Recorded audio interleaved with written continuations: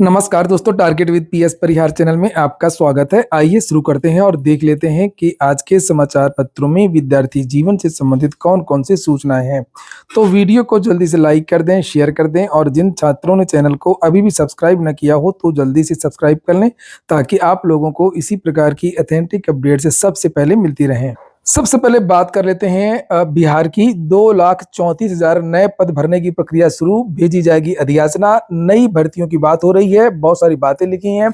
लिखा कि अगले साल 72,000 और पद रिक्त होने वाले हैं। ये रिटायरमेंट के द्वारा उन पदों पर भी भर्ती हो। यही सूचना अन्य समाचार पत्र में भी दी गई है, जिसे आप लोग यहाँ पर देख सकते हैं। इन दिनों बिहार में सरकार के विभिन्न विभागों के खाली पड़े 2,11,000 पदों पर नियुक्ति की प्रक्रिया चल रही है। यह सरकार के विभिन्न आयोगों में प्रक्रियाधीन है। वहीं पर लिखा हुआ है कि अगले साल होने वाले विधानसभा चुनाव से पहले मुख्यमंत्री नीतीश कुमार सूबे के युवाओं को बड़ा तोहफा देने जा रहे हैं।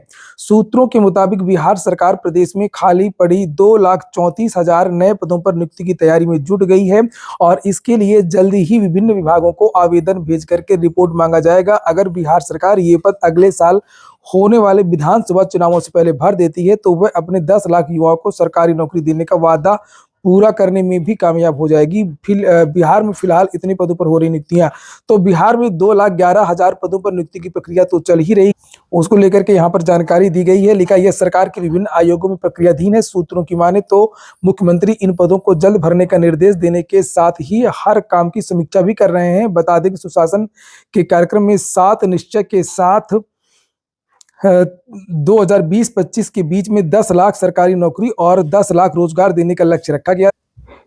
इसमें से 7 लाख से ज्यादा लोगों को नौकरियां दी जा चुकी हैं। 7 लाख। हाँ, बिहार से आपने देखा होगा TRE 1, TRE 2, TRE 3 में बम्पर भर्तियां रही। इसके अलावा भी बहुत सारे विभागों में भर्तियां हुई हैं। बिहार की भर्तियों की खासियत है कि वहां पर यूपी और अन्य राज्यों के विद्यार्थी भी आवेदन कर सकते हैं और आप लोगों ने भी देखा होगा, आपके जान पहचान में बहुत सारे विद्यार्थियों की वहां पर नौकरी लगी है, बिहार में मौका मिला है। एक आंकड़े के मुताबिक बिहार में जितनी भर्तियां हुई हैं उसमें 12% जो हैं वो दूसरे राज्यों के विद्यार्थी हैं। नीचे लिखा हुआ है कि बता दें कि अगले वित्तीय वर्ष 2025-26 की पहली तिमाही में शिक्षा, गृह, राजस्व, भूमि सुधार, जल संसाधन, खेल सहित अन्य विभागों के करीब 72,000 सरकारी कर्मचारियों के रिटायर होने से ये पद खाली हो जाएंगे। ऐसे में मुख्यमंत्री ने इन पदों को भी जल्द से जल्द भरने का आदेश दिया है और यहाँ पर वो आंकड़ा भी लिखा हुआ है कि कितने बाहरी विद्यार्थियों को यहाँ पर मौका मिला है। आप लोगों ने अभी तक वीडियो को लाइक नहीं किया होगा, फिर से याद दिला दूं, रोज याद दिलाना पड़ता है आप लोगों को कि वीडियो को लाइक कर दिया करें वीडियो को देखने से पहले, और जो नए छात्र हो तो चैनल को सब्सक्राइब भी कर लें ताकि आप लोगों को विद्यार्थी जीवन से संबंधित सभी ऑथेंटिक अपडेट से सबसे पहले मिलती रहे। एक और सूचना बिहार की, फिर आते हैं उत्तर प्रदेश। तो अगली जो सूचना है वो बीपीएससी की है। बीपीएससी में इस समय आंदोलन हो रहे हैं। बिहार में 13 दिसंबर को पीसीएस का एग्जाम है और वहां पर 2 मुद्दे हैं। एक नॉर्मलाइजेशन मुद्दा है और दूसरा मुद्दा है कि बहुत सारे विद्यार्थी आवेदन नहीं कर पाए, आवेदन से चूक गए हैं और विद्यार्थी वो मांग कर रहे थे कि एग्जाम की डेट भी बढ़ाई जाए और आवेदन करने के लिए एक बार और मौका दिया जाए। बहुत सारे ऐसे भी विद्यार्थी थे जिन्होंने OTR किया था, यानी कि अधूरा आवेदन किया था, लेकिन फाइनल सबमिशन नहीं हो पाया था।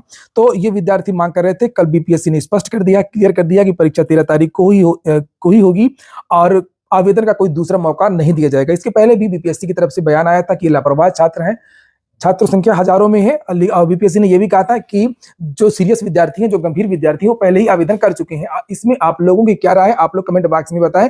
ऐसा हर भर्ती में होता है। बहुत सारे विद्यार्थियों को हम लोग भी हैं, सोशल मीडिया से टीचर हैं, बहुत सारे लोग हैं, सभी लोग बताते रहते हैं कि आवेदन आ गया है, आवेदन की लास्ट डेट ये है, आवेदन की डेट नहीं बढ़ेगी, बहुत सारी बातें, लेकिन विद्यार्थी आवेदन करते ही नहीं है और लास्ट के समय में सर्वर डाउन हो जाता है। और समय समय पर जैसे एसएससी नोटिस जारी करता है, बहुत सारे विभाग भी जारी करते हैं कि इसकी लास्ट डेट का इंतजार ना करें, आवेदन कर लें, लेकिन विद्यार्थी आवेदन नहीं करते हैं। तो वही बात यहाँ पर बीपीएससी ने कहा कि 23 सितंबर को विज्ञापन जारी हुआ था, 18 से 28 अक्टूबर तक ऑनलाइन आवेदन मांगा गया था। अभ्यर्थियों के हितों को ध्यान में रखते हुए एक बार हमने डेट बढ़ाई भी है, 4 नवंबर तक बाद में विस्तार कर दिया गया था। 18 अक्टूबर जो लास्ट डेट थी उसको बढ़ा करके 4 नवंबर कर दिया था। इस अवधि में 4,80,000 आवेदन भी आ गए हैं। अंतिम 4 दिनों में 1,30,000 आवेदन प्राप्त हुए। बीपीएससी ने यह स्पष्टीकरण विभिन्न स्रोतों से सर्वर में खामी के कारण काफी संख्या में ऑनलाइन आवेदन नहीं होने के कारण निर्धारित परीक्षा की तारीख को बढ़ाने की बात किया है। परीक्षा नियंत्रक ने बताया कि सर्वर में खामी संबंधित आधार जो शिकायतें वो आधारहीन है, मतलब वो फर्जी हैं। यूपीएससी व राज्य लोक सेवा आयोगों एवं अन्य परीक्षा संस्थानों द्वारा पूर्व निर्धारित परीक्षा तिथियों को ध्यान में रखते हुए ये तिथि निर्धारित की गई, जो 13 दिसंबर की डेट है उसको मिलाया गया है। कहीं किसी भी आयोग से ये तारीख टकरा तो नहीं रही है। उसके बाद में हालांकि यूपीएससी ने बदलाव भी किया है, कभी 14 तारीख कही गई, कभी 15 तारीख कही गई और बाद में 13 तारीख जो फाइनल हुई है। तो बीपीएससी ने अपना स्टैंड क्लियर कर दिया है। और आप लोग बताइए कि क्या सबक सिखाने का सोचा है जो बीपीएससी ने, कि ये जितने भी इस तरीके के छात्र हैं उनको एक मैसेज मिले सभी भर्तियों के, ये सही है, या जो विद्यार्थी ओटीआर जिन्होंने किया था, जिनका आधा अधूरा फॉर्म था, उनको एक और मौका देना चाहिए। अगली जो सूचना है वो टीजीटी पीजीटी की है। पहले बात कर लेते हैं सेवा सुरक्षा बहाल होगी। सेवा सुरक्षा है क्या? वास्तव में जब टीजीटी पीजीटी के शिक्षकों का चयन माध्यमिक शिक्षा सेवा चयन बोर्ड से होता था, तब एक नियमावली थी, धारा 18 धारा 21 अध्यापकों की। उसके तहत ये होता था कि अगर किसी अध्यापक पर मैनेजमेंट कोई कार्रवाई करता है तो वो पहले पत्र लिखेगा माध्यमिक शिक्षा सेवा चयन बोर्ड को, और माध्यमिक शिक्षा सेवा चयन बोर्ड भेजेगा शासन को, और फिर शासन से देखा जाएगा कि क्या चीजें सही है क्या चीजें गलत है, और उसके बाद में फिर कार्रवाई होती। अब जो नया शिक्षा आयोग बना है, शिक्षा सेवा चयन आयोग बना है, उसमें ये धारा 18 और धारा 21 जो सेवा सुरक्षा थी कि मैनेजमेंट सीधे कार्रवाई नहीं कर सकता था, मैनेजमेंट वाया चयन बोर्ड और चयन बोर्ड से शासन फिर कार्रवाई कर सकता था, इसको हटा दिया गया था शिक्षा सेवा चयन आयोग के द्वारा। और अब मैनेजमेंट सीधे प्रधानाचार्यों पर कार्रवाई कर रहा, प्रधानाचार्य माफ कीजिएगा, सीधे शिक्षकों पर कार्रवाई कर देता था। और इस तरीके की बहुत सारी जो चीजें अभी निकल करके आई मीडिया के माध्यम से कि टीचरों का शोषण हो रहा था, महिलाओं से भी पुरुषों से भी पैसे मांगे जा रहे थे, कहीं कुछ मांगा जा रहा था और तरह तरह के दबाव बनाए जा रहे थे। और इसीलिए जो शिक्षक हैं वो ये मांग कर रहे थे। युवा मंच ने ये मांग बहुत तेजी से उठाई। इसको लेकर के युवा मंच ने ये आंदोलन भी किया था पत्थर गिरजाघर में, आप लोगों ने देखा भी होगा। संयुक्त युवा मोर्चा के प्रदेश व्यापी रोजगार अभियान, ये देखिए यहाँ पर लिखा हुआ है कि 6 लाख रिक्त पदों पर भर्ती की जाए, और लिखा चयन बोर्ड अधिनियम 1982 की धारा 21 को शामिल कर शिक्षा सेवा चयन आयोग का तत्काल गठन करने, परिषदीय विद्यालयों में रिक्त 1,26,000, तो धारा 21 की यहाँ पर मांग की गई। ये अन्य समाचार पत्र में 21 सितंबर को आंदोलन हुआ था, 21 सितंबर को भी ये मांग पत्थर गिरजाघर में रखी गई थी, 21 धारा 18 को शामिल करते हुए, ये देख सकते हैं आप लोग।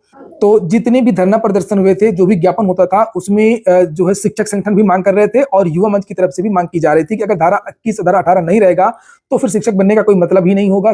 जो अशासकीय विद्यालय हैं वो फिर प्राइवेट विद्यालय की तरह ही काम होगा और शोषण होगा। अक्टूबर के महीने में एक ट्विटर अभियान भी चला गया था। मैंने भी इन शिक्षकों के समर्थन में बहुत सारे ट्वीट किए थे, ये देख सकते हैं आप लोग, ये देख सकते हैं सुजीत कुमार, ये देख सकते हैं आप लोग। और अच्छी बात है कि जो है सुध ले लिया मुख्यमंत्री जी ने, और गुड न्यूज आ गई, जिसे आप लोग यहाँ पर देख सकते हैं। 62,000 शिक्षकों की सेवा सुरक्षा बहाली का प्रस्ताव। प्रदेश के 4,512 सहायता प्राप्त माध्यमिक विद्यालयों के तकरीबन 62,000 प्रधानाचार्यों एवं शिक्षकों की सेवा सुरक्षा बहाल करने के लिए शासन ने माध्यमिक शिक्षा निदेशक से प्रस्ताव मांग लिया है। तो बता रहे हैं कि अब ये जो चीजें हैं वो जो शासन ने मांग लिया है ये फिर से बहाल होगा। प्रबंधकों की मनमानी बढ़ गई थी, लेकिन ऐसा ना हो कहीं शिक्षकों की जो मनमानी है वो बढ़ जाए। तो शिक्षक भी ऐसा काम करें कि ऐसा नहीं कि कोई अंकुश ही नहीं रहेगा और पढ़ाए ना। बहुत सारे ऐसे शिक्षक हैं जो विद्यालय नहीं आते हैं, पढ़ाते नहीं हैं, तो वो भी खबर देख लें। यहाँ पर है, कोचिंग पढ़ाते मिले सहायक अध्यापक पर होगी कार्रवाई। प्रॉपर्टी का काम करते हैं भाई, तो अगर आपको सेवा सुरक्षा मिले तो उसका आप लोग दुरुपयोग ना करिए कि मैनेजमेंट बिल्कुल कुछ नहीं कर पाएगा, हमारा कुछ ही नहीं कर पाएगा, हमारे लिए धारा 18 धारा 21 है। ये चीजें नहीं होनी चाहिए, नहीं तो फिर कार्रवाई भी होगी, आप लोगों के खिलाफ भी अभियान होगा। लिखा कोचिंग पढ़ाते मिले सहायक अध्यापक पर होगी कार्रवाई। डीआईओएस ने शिक्षक को किया तलब, कार्रवाई के लिए लिखा पत्र। बात है अतर्रा की, यहाँ पर एक शिक्षक पकड़ा गया, नवल किशोर। लिखा है कि राजकीय हाई स्कूल गुमाई में तैनात सहायक अध्यापक, यहाँ पर लिखा हुआ है कि डीआईओएस विजय पाल सिंह ने शुक्रवार को कोचिंग पढ़ाते हुए पकड़ा था। नवल किशोर अपने घर में कक्षा 10वीं और 50 बच्चों 10वीं के 50 बच्चों को पढ़ा रहे थे। सरकारी अध्यापकों के लिए कोचिंग संचालित करना प्रतिबंधित है। शनिवार को डीआईओएस विजयपाल सिंह ने राजकीय हाई स्कूल गुमाई के प्रधानाचार्य शिवेंद्र प्रताप सिंह को तलब करते हुए पत्र भेज करके शिक्षक के खिलाफ कड़ी कार्रवाई के निर्देश दिए हैं। प्रयागराज में 90% शिक्षक कोचिंग पढ़ा रहे हैं और इन सभी शिक्षकों के खिलाफ कार्रवाई होनी चाहिए और अभियान चला करके कार्रवाई होनी चाहिए। कॉम्पिटिटिव एग्जाम्स की, टीजीटी की, पीजीटी की, अन्य भर्तियों की, ये लोग दिन भर कोचिंग चलाते हैं। इस विद्यालय कब जाते होंगे सोचने वाली बात है। विद्यालय कब जाते, किस समय जाते होंगे, मोबाइल कब चलाते होंगे, घर का काम कब करते होंगे, जब दिन में 5-5 बैच चलाते हैं, बड़ी बड़ी कोचिंग है। तो मैं ये मांग कर रहा हूँ अपने चैनल से कि धारा 18 धारा के में जरूर समर्थन किया गया है, लेकिन इनके कोचिंग पढ़ाने में कोई भी समर्थन नहीं है और इनकी जो साठगांठ है अधिकारियों के साथ में, उसका खुलासा होना चाहिए और इन सभी शिक्षकों के खिलाफ एक ऐसी कार्रवाई हो जो नजीर बने और आगे कोई भी शिक्षक ऐसा काम ना करे। टीजीटी के शिक्षक को 73,000 रुपए के आसपास मिलता है, 73,700 रुपए मिलता है। इसमें भी इनका कम नहीं पड़ रहा है और उसके बाद में ये यहाँ पर कोचिंग चला रहे हैं, बड़े बड़े क्लासेस ले रहे हैं। पुलिस कांस्टेबल भर्ती की कुछ सूचना है। ईडी ने पुलिस भर्ती बोर्ड से मांगे सिपाही भर्ती कराने के टेंडर के दस्तावेज। इसकी तो सीबीआई जांच होनी चाहिए।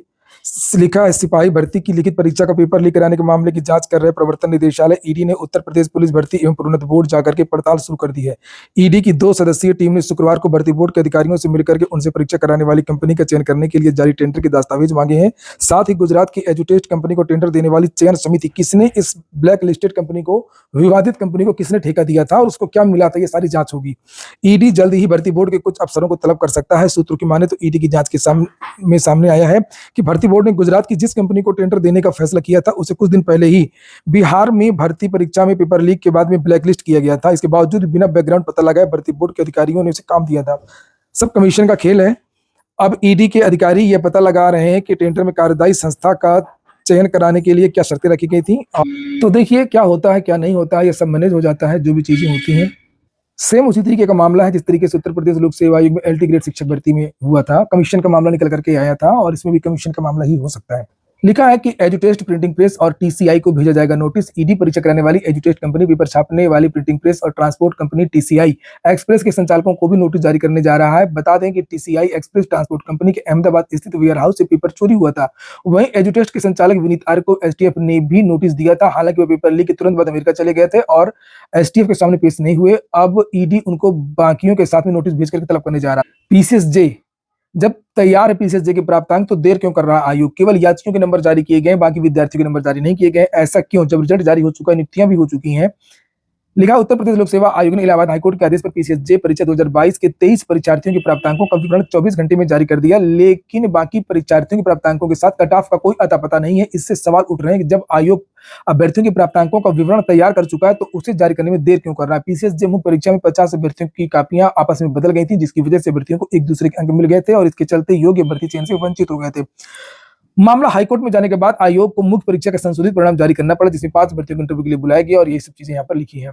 तो हर जगह सब ऐसे ही है जैसा यहाँ पर लोक सेवा आयोग में हुआ, काफी बदल दी गई। विद्यार्थी आंदोलन कर रहे हैं। SSC को लेकर के विद्यार्थी ने कल ट्विटर पर अभियान चलाया। आपको पता हो कि SSC में सीरियल से विद्यार्थी पास हो गए थे। तो सब यही है और क्या। फिलहाल इतना ही। आपकी तरह मैं भी मायूस हूँ, लेकिन उम्मीद पर दुनिया कायम है। दिल दुखा है लेकिन टूटा तो नहीं है और उम्मीद का दामन छूटा तो नहीं।